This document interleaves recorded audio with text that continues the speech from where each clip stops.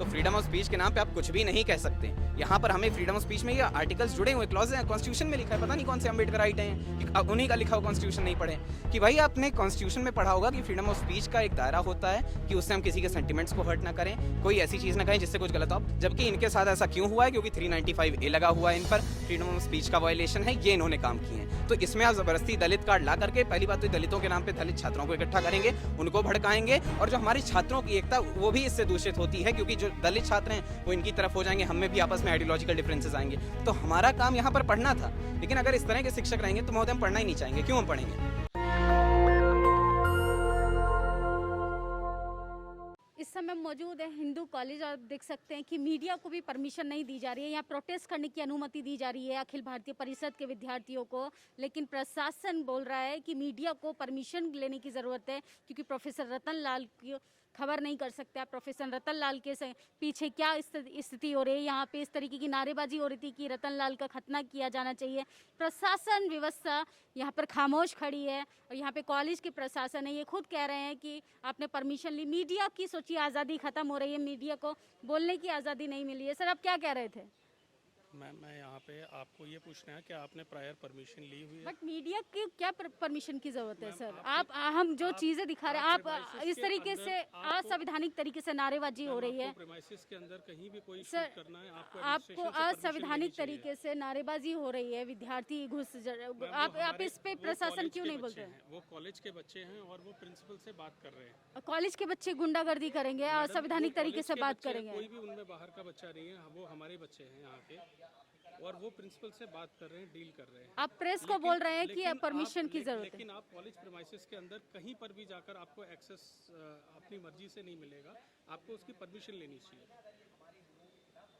आप गेट पे एंट्री करके आए कि हम प्रोफेसर रतन लाल जी के यहाँ पे जा रहे हैं, उसके बाद में आप पूरे कॉलेज में घूम रहे हैं। पूरे कॉलेज में नहीं घूम रहे सर, आपके विद्यार्थी इस तरीके की नारेबाजी कर रहे थे, उसको रिकॉर्ड कर रहे हैं। बट प्रीमाइसिस के अंदर आप कहीं पर भी नहीं घूम सकते मैम। आप एक इंटीमेशन दे सकते हैं कि हम इसको कवर करने के लिए आए हुए हैं। यहाँ पे कुछ स्टूडेंट्स मौजूद हैं जो लगातार विरोध प्रदर्शन कर रहे हैं। हम उनसे बातचीत करेंगे कि उनका विरोध जो प्रदर्शन है वो किस लिए हो रहा है। सर आप बताइए, विरोध जो आप लोग कर रहे हैं वो किस लिए कर रहे हैं? देखिए, विरोध इसलिए कर रहे हैं क्योंकि वो हिंदू कॉलेज में कई सारे धर्म, हम लोग विभिन्न प्रकार की संस्कृतियों का सम्मान करते हैं और किसी भी धर्म को ठेस पहुंचाने की कोशिश नहीं करते हैं। तो जैसे कि हमारे धर्म को उन्होंने जो मतलब उस पर कमेंट किया है, उससे हमारी भावनाएं बहुत आहत हुई हैं। देखिए, अगर हम लोग किसी को नहीं करते हैं तो हमारे में अगर कोई करता है तो दुख तो होता है। तो लेकिन अभी जो आप शिवलिंग की बात कर रहे हैं ना, अभी शिवलिंग जो मिला है, अभी तो ये कंफर्मेशन ही नहीं हुआ कि वो शिवलिंग है कि नहीं। कंफर्मेशन हुआ है पूरा। मैं बताना चाहता हूँ इस पर। देखिए, शिवलिंग इन्होंने सीधा टारगेट करके कहा है कि ऐसा लगता है कि शंकर भगवान का ऐसा हुआ, तो ये मानना तो बिल्कुल ही कहीं पर किसी प्रेमिस पर नहीं बैठता कि वो शिवलिंग था या नहीं था। सम्मान की बात यहाँ पर है कि जिस प्रकार से इनका रवैया रहा है, इन लोग जब इनको अरेस्ट किया गया तब कुछ छात्र संघ हमारे कॉलेज के ही थे, वो गए वहाँ पर प्रोटेस्ट करने, भैया हमारे शिक्षक वहाँ हैं। महोदय, एक शिक्षक का कार्रवाई क्या होती है? यहाँ पर आप शिक्षक से करवाना क्या चाह रहे हो? ये शिक्षक कह क्या रहा है? आप एक सेक्युलर देश में हो तो आप कह रहे हो कि शिवलिंग का ऐसा ऐसा हुआ है, तो उन्होंने खुद ही पॉइंट आउट करके कहा कि शिवलिंग का है, तो इस तरह से शिवलिंग को मानते हैं। दूसरी चीज, जब इन्होंने अरेस्ट होने के बाद में बेल के लिए अप्लाई किया तो इन्होंने कहा कि मैं हिंदू हूं। तो महोदय, अगर आप हिंदू हैं तो क्या आप अपने भगवान के खिलाफ ऐसा कर सकते हैं? और अगर आपने इसे मजाक के रूप में किया तो क्या आप इस तरीके से बयान देंगे कि पूरे देश की भावनाएं यहाँ? तो हमें यहाँ पर समझने की आवश्यकता ये है कि किस तरह से जो हमारी देश की मेजॉरिटी है उसके खिलाफ एक प्रोपेगेंडा चलाया जा रहा है कि इनको पहली बात तो अगली साल बिहार का चुनाव लड़ना होगा। नो डाउट ये एक पॉलिटिकल स्टैंड हो सकता है, तो हमें यहाँ पर यह समझना होगा कि ये पहली बात तो चुनाव लड़ना चाहते हैं, इनको पॉलिटिकल स्टैंडर्ड चाहिए, ये चाहते हैं कि इनको थोड़ा सा लोग पहचाने, लोग जान जाएं, तो ऐसे ये पोस्ट जैसे असदुद्दीन वैसी का ख्याल है, तो उसी प्रकार से ये भी अपने आप को चाह रहे हैं अम्बेडकराइट मानते हैं, भले अम्बेडकर की आइडल की पूजा कर लें, लेकिन इनके ऐसे हाइपोक्रेसी चलती रहती है। ये एक नक्सलवादी प्रोपेगेंडा हम कह सकते हैं, वो इसलिए कह रहे हैं क्योंकि ये जो है हिंदुओं के खिलाफ, जो कि सबसे पुरानी सनातन संस्कृति है, उसके खिलाफ जबरदस्ती प्रोपेगेंडा स्थापित कर रहे हैं ताकि देश के लोग हैं वो आहत हों। और जो छात्र हैं यहाँ पर वो केवल इस विरोध में कि भाई आप माफी मांगिए, आपने गलत कहा है, लेकिन इनको इस बात का कोई रियलाइजेशन नहीं, इस वजह से हम सब आक्रोशित हैं। लेकिन सर अपने कॉन्स्टिट्यूशन राइट्स मिला हुआ है, सब अपने विचार तो रख सकते हैं ना? महोदय यहाँ पर विचार रखने का आप फ्रीडम ऑफ स्पीच की बात करें, लेकिन फ्रीडम ऑफ स्पीच कहाँ तक आता है जहाँ पर किसी की सेंटिमेंट्स हर्ट ना हो। वही है ना कि आप इतना ही कहिए कि दूसरे की नाक के नीचे आपकी बात ना जाए। तो इस तरह की कंट्रोवर्सी आप क्यों कर रहे हैं? हम क्या कुछ कहते हैं आपके खिलाफ, आप उल्टा सीधा कहेंगे? तो यहाँ पर ये समझने की आवश्यकता नहीं कि आप उल्टा कह रहे हैं, यह है कि आप क्यों कह रहे हैं। फ्रीडम ऑफ स्पीच देश से में इस तरीके की भी नारेबाजी होती है, मुल्ले काटे जाएंगे, हिंदू राष्ट्र बनाएंगे, इसमें भी तो तमाम डाइवर्सिटी कंट्री है, तमाम रिलीजन के लोग रहते हैं, उसमें भी तो कई लोगों की देखिए, भावनाएं जहाँ पर एक्सट्रीमिज्म की बात आती है तो हमें एक्सट्रीमिज्म के साथ नहीं जाना ना। ये जो है हमारी भावनाएं आहत कर रहे हैं। जहाँ तक भावनाएं आहत करने का सवाल होगा, हमको यहाँ पर जैसे अगर कोई भी छात्र पॉलिटिकल पार्टी का नहीं, तब भी यहाँ पर हमारे साथ ऐसे बहुत से छात्र आए हैं जो किसी छात्र संघ से जुड़े नहीं हैं। क्यों? क्योंकि वो मानते हैं कि वो हिंदू हैं और उनके भगवान को अगर ऐसा कहा गया तो यहाँ पर छात्र संघ और राजनीति की बात नहीं आती, यहाँ पर बात आती है एक अस्मिता की, कि जिसको इन्होंने ठेस पहुंचाई। इस पर ये कहना चाहूँगा। अब आप लोग क्या चाहते हैं?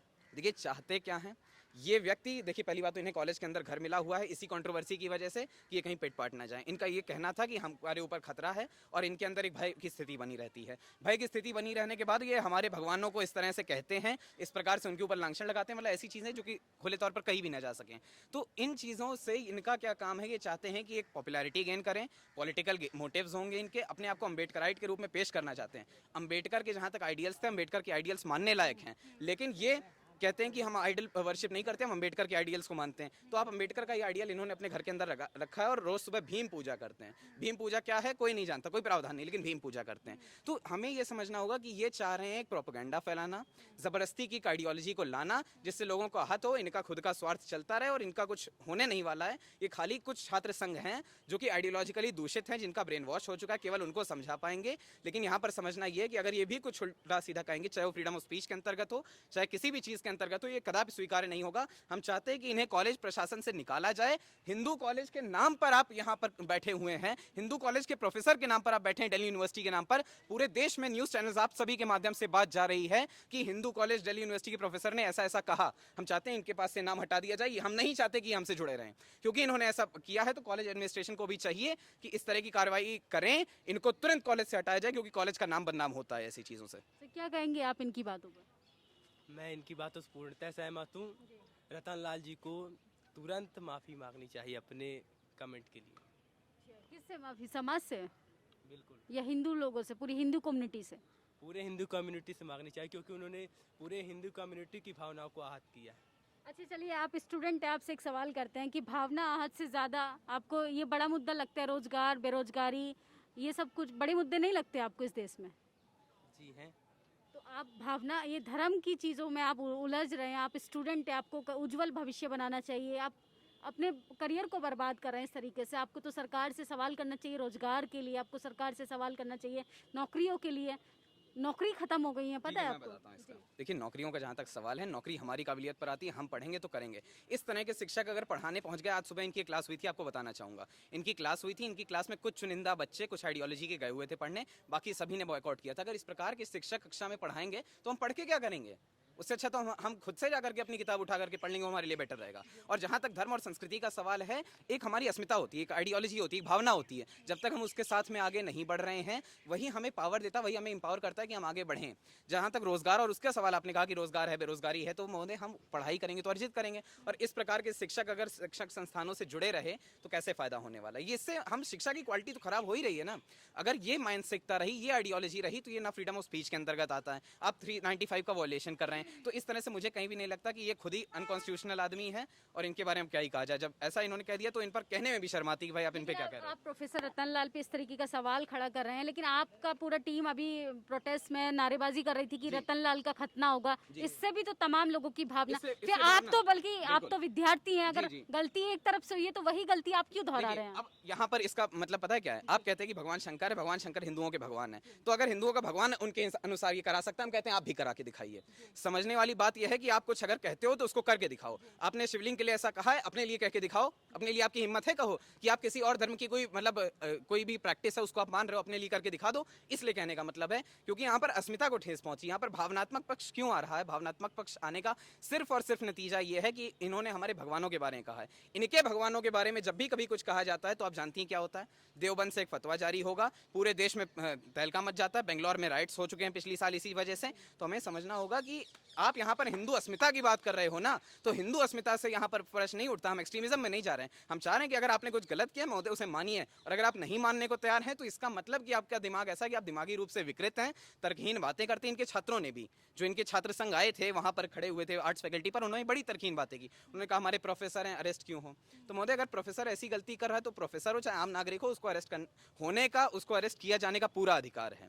ठीक है। दूसरी चीज, आप फ्रीडम ऑफ स्पीच की बात करते हो महोदय, फ्रीडम ऑफ स्पीच के नाम पर आप कुछ भी नहीं कह सकते। हमने कश्मीर में देख लिया, कश्मीर में भी हम 370 लगा हटा करके अब मामला ठीक कर चुके हैं। तो फ्रीडम ऑफ स्पीच के नाम पे आप कुछ भी नहीं कह सकते। यहाँ पर हमें फ्रीडम ऑफ स्पीच में ये आर्टिकल्स जुड़े हुए, क्लॉज हैं, कॉन्स्टिट्यूशन में लिखा है। पता नहीं कौन से अम्बेडकर आइट हैं कि उन्हीं का लिखा हुआ कॉन्स्टिट्यूशन नहीं पढ़े।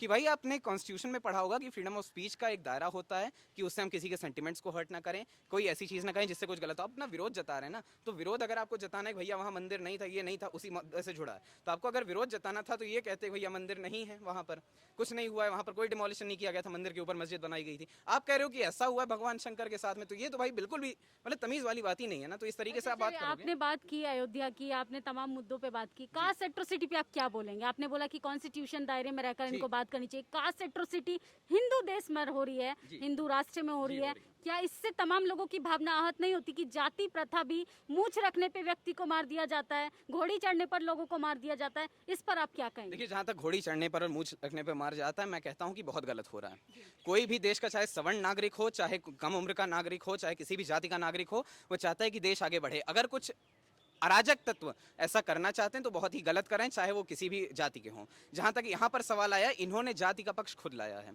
इन्होंने कहा कि भगवान शंकर ने ऐसा ऐसा किया। भगवान शंकर किसी एक के तो भगवान है नहीं।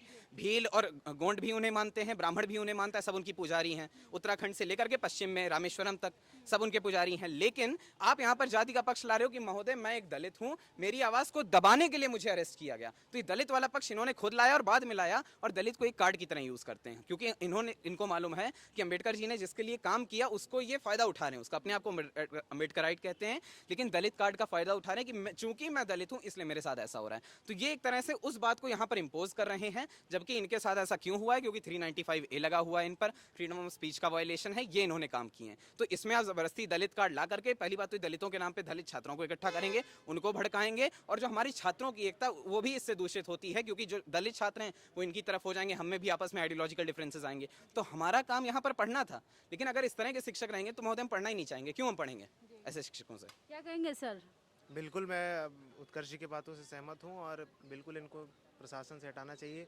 हम तो हिंदू धर्म के, सनातन धर्म के, ये इतिहास के शिक्षक हैं। जब ये हमारा इतिहास ही हमें मतलब इस तरह से हमारे सामने रिप्रेजेंट करेंगे, तो हम आगे आने वाली जनरेशन्स को क्या संदेश देंगे? लेकिन आपको तो बात करनी चाहिए साइंस पे, आपको बात करनी चाहिए टेक्नोलॉजी पे। आप कहाँ धर्म के चक्कर में पड़े हैं? बिल्कुल धर्म के चक्कर में नहीं पड़ रहे हैं, हमको पढ़ाया जा रहा है। और समय आने पर अगर रोजगार की बात होगी तो उसमें सामने आएंगे, और आप आइएगा माइक लेके, आपके सामने खड़े होकर बोलेंगे कि रोजगार पे, अनएम्प्लॉयमेंट रेट पे क्या चल रहा है देश में, महंगाई पे, इन्फ्लेशन रेट पे क्या चल रहा है, उस पर भी बात करेंगे। महंगाई पे क्या कहेंगे आप? महंगाई पे बहुत बहुत तगड़ी मार है, लोगों की जेब में पैसा नहीं है।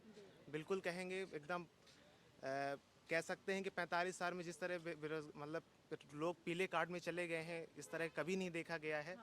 और ये तो है, जो है तो उसको कहेंगे, आप चिंता मत करिए। पर अभी जिस टॉपिक पे हमें लाया गया है, जिसमें हमारी भावनाओं को आहत किया गया है। अच्छा, आपको एक कोई हमारी लाया personal- आपको कोई लाया गया है या आप खुद से आए हैं? खुद से आए हैं, कोई संगठन से नहीं जुड़े हैं। इंडिविजुअल खुशी से आए हैं? हिंदुवाइट्स खड़े हैं, हिंदू कॉलेज के एक छात्र के नाते खड़े हैं, कोई संगठन से नहीं जुड़े हैं, किसी भी प्रकार के भड़कावे में नहीं है। बिल्कुल।